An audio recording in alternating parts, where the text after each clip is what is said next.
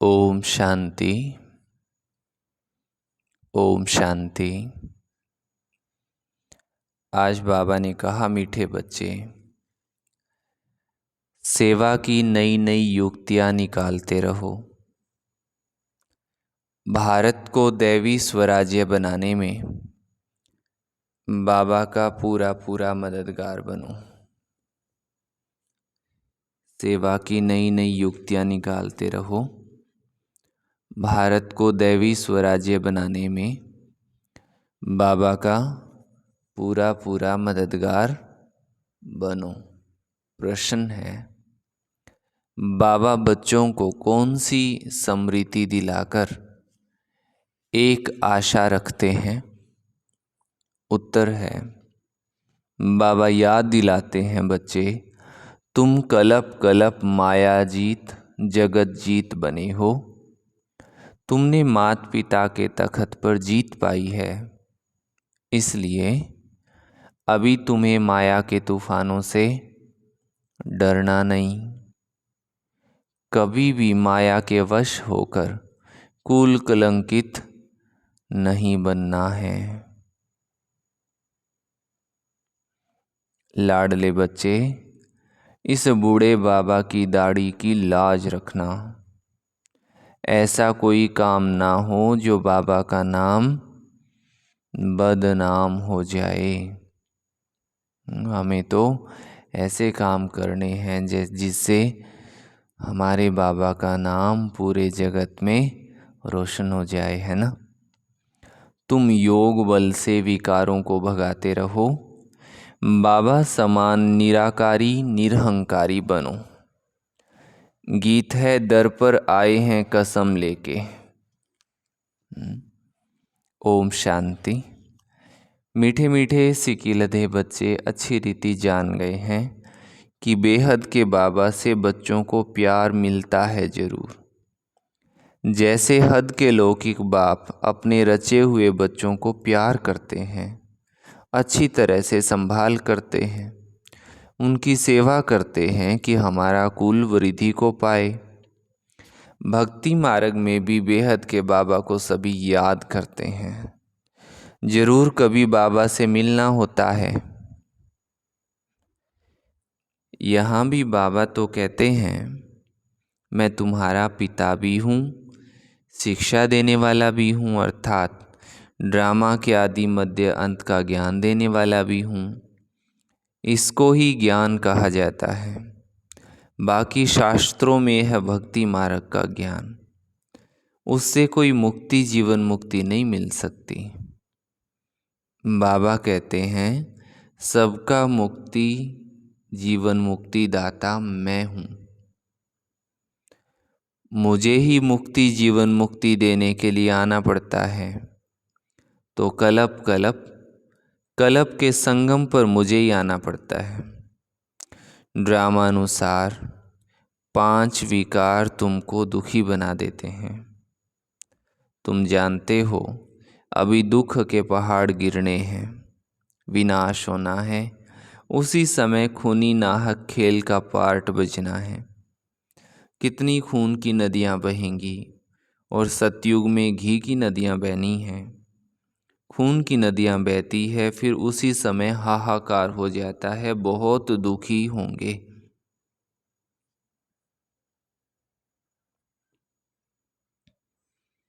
अब बच्चों को अच्छी तरह बाबा की सेवा भी बढ़ानी है। तुम मददगारों से ही भारत स्वर्ग बनता है। तुम जानते हो, हम ही सिकीलधे ब्राह्मण कुलभूषण बच्चे भारत को फिर से दैवी स्वराज्य बनाते हैं। बाबा से दैवी स्वराज्य का वर्षा लेते हैं। बाबा कहते हैं, बच्चे सेवा की युक्तियां निकालते रहो। बाबा का भी ख्याल चलता है ना। इसको ही स्वदर्शन चक्र कहा जाता है। ये बहुत अच्छी चीज़ है, इससे तुम सेवा बहुत अच्छी कर सकते हो। ये राजधानी स्थापन करने में अथवा भारत को रावण राज्य से बदल राम राज्य स्थापन करने में कोई खर्चा नहीं है। तुम हो ही गुप्त अहिंसक, सर्वगुण संपन्न, 16 कला संपूर्ण, संपूर्ण निर्विकारी, अहिंसा परमो धर्म वाले तुम बनते हो। तुम कहते हो हमको बाबा का मददगार बनकर भारत को हीरे जैसा बनाना है। कलप कलप हम ये सेवा करते रहते हैं। अभी हम हैं परम पिता परमात्मा की सेवा के मैदान में। परम पिता परमात्मा के हम स्टूडेंट भी हैं, हम उनके बच्चे भी हैं। हमारे ऊपर बहुत बड़ी जिम्मेवारी है। बच्चे जो बनते हैं उन पर जिम्मेवारी रहती है। बाबा कहते हैं खबरदार रहना, कोई भूल चूक नहीं करना है। खबरदार रहना है, भूल चूक हमें करनी नहीं है। बाबा किस्म किस्म की सेवा बताते हैं। किस प्रकार भारतवासियों को बेहद के बाबा से वर्षा लेने का रास्ता बताएं। समझाया जाता है ये वर्षा तो 21 जन्म सतयुग का जन्म सिद्ध अधिकार है। सतयुगी दैवी राजधानी हमारा जन्म सिद्ध परमात्म जन्म सिद्ध अधिकार है। बाबा है ही स्वर्ग की स्थापना करने वाला। पुरुषार्थ यहाँ करना है, ऐसे नहीं सतयुग में पुरुषार्थ करेंगे। बाबा को समझाना पड़ता है तो सभी बच्चे सुने। ये गोला है स्वदर्शन चक्र, ये आयरन सीट पर लोहे की सीट पर बाबा के बड़े बड़े बनाकर फिर बड़े बड़े स्थानों पर रखो। नीचे सब कुछ लिखा हुआ है, जो देखेंगे समझेंगे। ये तो सही बात है। समय नज़दीक होता जाएगा, मनुष्यों को ये दिल अंदर आएगा बरोबर अब सतयुग नज़दीक है। समय प्रति समय बच्चों को सेवा प्रति राय देते रहते हैं। ऐसे करो तो सेवा बढ़ेगी। हर एक अपने घर में भी ये बोर्ड लगाओ, शिव बाबा का चित्र भी हो, ये है गीता का भगवान, फिर लिखा हुआ हो दैवी राजधानी आपका जन्म सिद्ध अधिकार है। हर एक अपने घर पर बोर्ड लगा दें हैं। बाहर की सेवा तो पहले छोड़ो, बाबा कहे अपने घर में बोर्ड लगाओ, ये सेवा करके दिखाओ। तो तुम ज्ञान गंगाएं हो, बोर्ड देखकर बहुत आएंगे। उनको समझाना है तुम आत्माओं का बाबा वो निराकार है, तुम भाई भाई हो। हम उस बाबा से वर्षा ले रहे हैं। आगे चलकर बहुत धूमधाम होगी कि वही भगवान आकर पधारे हैं।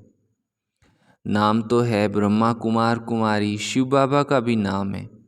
आगे चलकर मनुष्य समझेंगे राजधानी तो जरूर स्थापन होगी। यज्ञ में विघ्न पड़ते हैं क्योंकि राजा रानी तो कोई है नहीं, प्रजा का प्रजा पर राज्य है। कोई को समझाओ और वो ब्रह्मा कुमारियों का तरफ ले तो भी हंगामा कर देंगे। समझते हैं सब धर्म मिल एक हो जाएं। अब जो धर्म भिन्न भिन्न हैं वो सब एक कैसे होंगे। खुद कहते हैं कि हम कोई धर्म को नहीं मानते हैं। अपने धर्म को भूलना ये भी ड्रामा है। और धर्म स्थापन होते हैं तो देवी देवता धर्म प्राय लोप हो जाता है। इसलिए सब अपने को हिंदू कह देते हैं। देवता धर्म लोप है, तब बाबा कहते हैं फिर से हम देवी देवता धर्म की स्थापना करने आए हैं। अनेक धर्मों का विनाश भी सामने खड़ा है। बाकी कितना समय ठहरेंगे, आफतें भी आनी हैं। मनुष्य तो कहते हैं सतयुग आने में लाखों वर्ष है। तुम जानते हो आज नरक में है, कल स्वर्ग में जाएंगे। हम आत्माएं दौड़ रही हैं। अभी 84 जन्म पूरे हुए, दुख का पाठ पूरा हुआ। बस बाबा अभी हम आए कि आए, ये अंतिम जन्म है।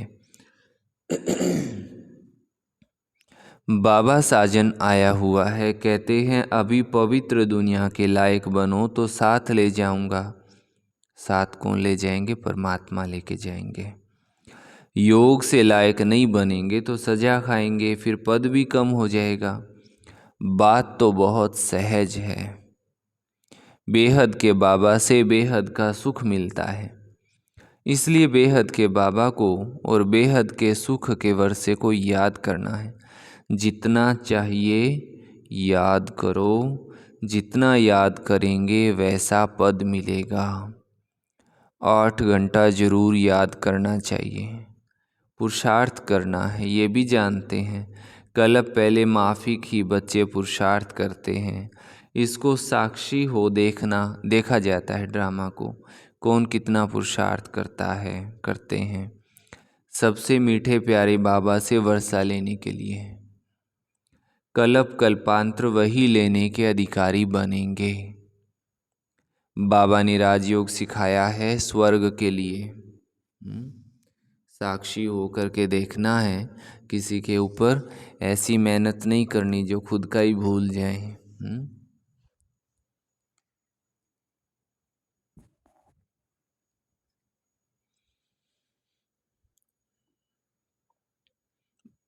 लौकिक बाप भी बच्चों की कितनी संभाल करते हैं, बेहद के बाबा को भी कितनी संभाल करनी पड़ती है। माया बड़ा हैरान करती है, बीमार कर देती है, फिर बाबा आकर दवाई करते हैं। ये है सजीवनी बूटी, सिर्फ बाबा और वर्षे को याद करना है। बाबा को याद करने बगैर वर्षे को याद नहीं कर सकेंगे। अब भक्ति मार्ग अर्थात ब्रह्मा की रात पूरी होती है, फिर बाबा आकर दिन स्थापन करते हैं। आधा कल्प है ब्रह्मा का दिन, आधा कल्प है ब्रह्मा की रात। घोर अंधियारा है ना। घड़ी घड़ी बच्चियां बैठ समझाए तो लौकिक पारलौकिक मात पिता का अच्छा शो करेंगी, लौकिक और पारलौकिक दोनों का। बाबा रचयिता का काम है, बाप रचयिता का काम है स्त्री बच्चों आदि को अपना साथी बनाना, अपनी रचना को भी रास्ता बताना है। काम चिता का सौदा बदल ज्ञान चिता पर बैठना है। ये बोर्ड बहुत अच्छे बन सकते हैं। बाबा को तो बहुत फिक्र रहता है। बाबा निराकार निरहंकारी है। कैसे बैठ बच्चों की पालना करते हैं। कहते हैं ना, वाट वेंदे बामण पाथ्यो, रास्ते चलते ब्राह्मण फंस गया। बाबा को थोड़ी पता था कि ऐसे प्रवेश करेंगे। मैं ब्रह्मा बन फिर श्री नारायण बनूंगा, कितनी गाली खाई है। बाबा कहते हैं तुम्हारे से भी मेरी गिलानी जास्ती करते हैं। तुमको तो करके 1-2 ही गालियां देंगे, मुझे तो पत्थर भीतर में ही ठोक दिया है। बाबा के लिए तो कहते कण कण में भगवान। तो मेरी कितनी निंदा की है, राज्य भाग्य पाना है तो गाली खाई तो क्या बड़ी बात है। मुझे तो आधा कल्प से गाली देते रहते हैं। ये भी ड्रामा का खेल बना हुआ है।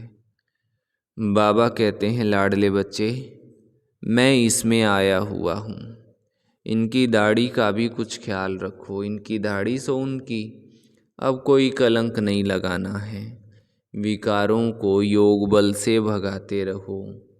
कल्प कल्प तुम माया पर जीत पाकर जगत जीत बनते आए हो।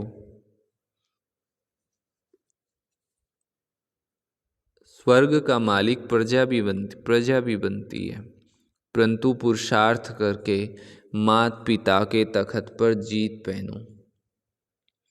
ये है ही राजयोग। बाबा जानते हैं ये मम्मा बाबा पहले नंबर में जाते हैं। मम्मा कुमारी कन्या, ये अधर कुमार है। घर में बच्चे ऐसा कुछ काम करते हैं तो बाप कहते हैं हमारे दाढ़ी की लाज रखो, नाम बदनाम ना करो। ऐसा कुछ काम अच्छी रीति घर घर में बोर्ड लगा हुआ हो, आकर बेहद के बाबा से वर्षा लो। राजयोग को राजाओं को सन्यासियों को पिछाड़ी में जागना है। दिन प्रतिदिन तुम भी तीखे होते जाते हो, शक्ति मिलती जाती है। देखते हो सामने विनाश खड़ा है, लड़ाइयाँ लग रही हैं, और ये है रुद्र ज्ञान यज्ञ। अच्छा, दिन प्रतिदिन सहज होता जाता है बहुत। बाबा का रूप भी तो समझाया है, वो सितारा है, परंतु नए को पहले ही ये नहीं बताना है।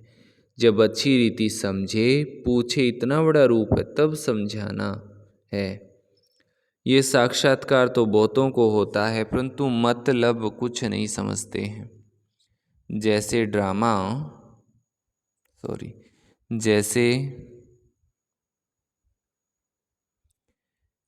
जैसे आत्मा चमकता हुआ सितारा है, वैसे ही बाबा है। उनको भी परम पिता परमात्मा कहा जाता है। तो हो गया परमात्मा, वो इनमें आते हैं, आकर बाजू में बैठ जाते हैं। गुरु के बाजू में शिष्य बैठ जाते हैं ना, वो सिखलाते हैं तुम बच्चों को। ये भी बाजू में रहते हैं, बाप दादा साथ साथ है, माना कंबाइंड है। परंतु गहरा राज है, जब कोई पूछे तब समझाना है, नहीं तो बाबा बाबा कहते रहो। बाबा स्वर्ग के लिए राजयोग सिखलाते हैं। ये तो बच्चे जानते हैं कि इस समय तक जो बीता सो ड्रामा, विघ्न तो पड़ते रहेंगे। बच्चों को भी माया जोर से तूफान में लाएगी। कौन लाएगी तूफान में? माया। परंतु हाथ कभी भी बाबा का नहीं छोड़ना है, परंतु हाथ नहीं छोड़ना है। माया अजगर है, अच्छे अच्छे लाल को भी खा लेगी। कलप पहले भी हुआ था। जो तीखे विशाल बुद्धि बच्चे हैं, वो हर बात को समझ सकते हैं। विचार सागर मंथन करेंगे। हम ऐसे ऐसे किसको समझाएं, दान करें। बाबा रूप बसंत है, तुम भी रूप बसंत हो। बाबा कहते हैं मैं सितारा हूँ, मेरे में ये पार्ट भरा हुआ है, हर एक आत्मा में पार्ट भरा हुआ है। बाबा कहे ये बातें साइंस घमंडी समझ ना सकें। वो रिकॉर्ड घिस जाए, टूट फूट जाए। ये आत्मा तो अविनाशी है, जिसमें अविनाशी पार्ट भरा हुआ है। इसका कभी अंत नहीं होता है, अंत नहीं तो शुरुआत भी नहीं, चलता आता है। इस ड्रामा के राज को भी तुम समझते जाते हो। तुम हो नैनहीन अंधों की लाठी, उन्हों को रास्ता बताना है। अभी सबकी वानप्रस्थ अवस्था है, वाणी से परे जाना है। सबकी वानप्रस्थ अवस्था है, ऐसे नहीं ये तो बच्चे हैं, इनकी क्या उम्र है ज्ञान ध्यान की। हाँ, तो आजकल उम्र तो किसी की भी नहीं है। कुछ भी हो सकता है कभी भी। और जिनकी उम्र हो जाती है, जो बूढ़े हो जाते हैं, वो तो खूब राम का नाम ले लेते हैं ना। उनको कहो राम तो वो कहेंगे क्या काम। क्यों? क्योंकि सुनता नहीं है, ऊंचा सुनता है, तो उनको समझ में ही नहीं आता, तो वो क्या राम का नाम लेंगे। हाँ, और जो पूरी जीवन में काम किया वही तो याद आएगा ना बुढ़ापे में। रात को सपने किस चीज़ के आते हैं? जो दिन भर में काम किए वही तो सपने आते हैं। तो पूरी ज़िंदगी में जो काम किए वही बुढ़ापे में याद बनी रहती है। तो बाबा कहे सबको वाणी से परे जाना है। बाबा कहते हैं मैं सबको ले जाऊंगा, इसलिए जितना हो सके बाबा को याद करो तो विकर्म विनाश होंगे। इसको रूहानी यात्रा कहा जाता है। बाबा कहते हैं हे राही बच्चे थक मत जाना।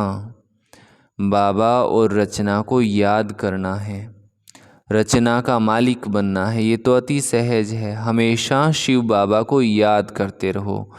मोटर चलाते भी बुद्धि का योग कहाँ रहना चाहिए? गाड़ी चलाते हैं तब भी बाबा की याद हो तो बहुत सेफ्टी रहती है। बाबा अपना मिसाल बताते हैं। हम नारायण की पूजा करने बैठता था तो बुद्धि और तरफ चली जाती थी, फिर अपने को चमाट मारता था। तो अभी भी बुद्धि दौड़ती है। पुरुषार्थ करते करते उनकी याद में शरीर छोड़ना है। मनुष्य भक्ति करते हैं कि हम श्री कृष्ण की याद में हम शरीर छोड़ें तो कृष्ण पूरी पहुंच जाएं। परंतु श्री कृष्ण तो सभी का पिता नहीं है ना। सभी का पिता तो एक परम पिता परमात्मा है। सबका सद्गति दाता राम बाबा ही आकर सबकी सद्गति करते हैं। मुक्ति तो सबको मिल जाती है। फिर जो भी आते हैं पहले उनको सुख देखना है जरूर। नई आत्मा ऊपर से आती है इसलिए उनका मान होता है, बल्कि किसमें भी प्रवेश करते तो उनका नाम बाला हो जाता है। तुम बच्चे जानते हो राजधानी स्थापन हो रही है, हम सो देवी देवता बन रहे हैं। सिर्फ तुम ब्राह्मण ही संगम युग पर हो, बाकी सब हैं कलयुग में। यहाँ आने वाले मानते जाएंगे कि बरोबर कलयुग का अंत है, दुनिया बदल रही है। इसलिए ही ये महाभारी महाभारत लड़ाई है। तुम्हारे द्वारा सबको ज्ञान मिलता है। माताओं को लिफ्ट देने बाबा आते हैं क्योंकि माताओं पर अत्याचार बहुत होते हैं।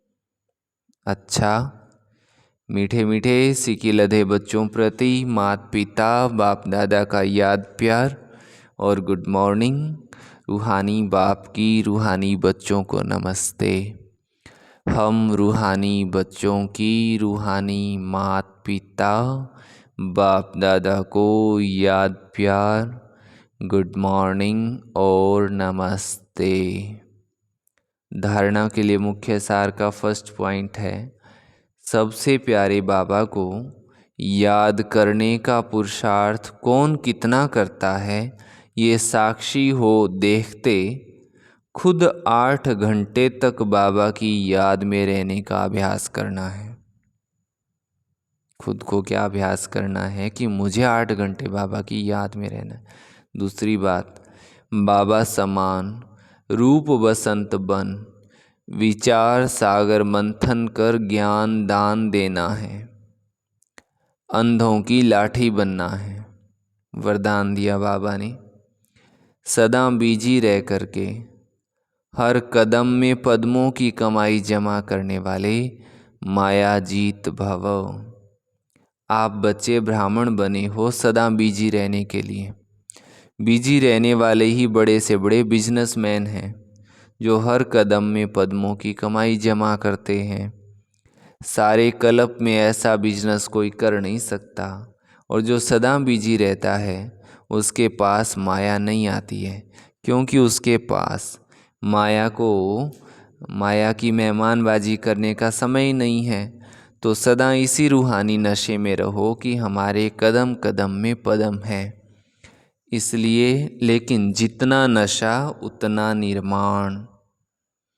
स्लोगन है, अपनी सेवा को बाबा के आगे अर्पण कर दो तो सफलता हुई पड़ी है। अपनी सेवा को भी बाबा के आगे अर्पण कर दो तो सफलता हुई पड़ी है। बहुत सूक्ष्म स्लोगन है आज का, सभी इस पर मनन चिंतन करना। अच्छा, ओम शांति। आज का स्वमान है, मैं मायाजीत आत्मा हूँ। कौन सी आत्मा हूँ? मैं मायाजीत आत्मा हूँ। अच्छा, ओम शांति। ओम शांति। आज बाबा ने कहा कि बच्चे भारत को स्वर्ग बनाने की सेवा में बाप के मददगार बनना है। सर्विस की भिन्न भिन्न युक्तियाँ निकालनी हैं और तुम एक एक बच्चे रिस्पॉन्सिबल हो, इसलिए खबरदार रहना है और कोई भूल नहीं करनी। बाबा कहते हर घर में बोर्ड लगा होना चाहिए कि कैसे हर घर को स्वर्ग बना सकते हैं और अपना ईश्वरीय जन्मसिद्ध अधिकार लो। बाबा कहते बोर्ड देखकर बहुत आएंगे। बाबा कहते 8 घंटा याद में रहने का पुरुषार्थ करना है। पवित्र दुनिया में जाना है तो लायक बनना पड़े, जितना याद करेंगे उतना वर्षा मिलेगा।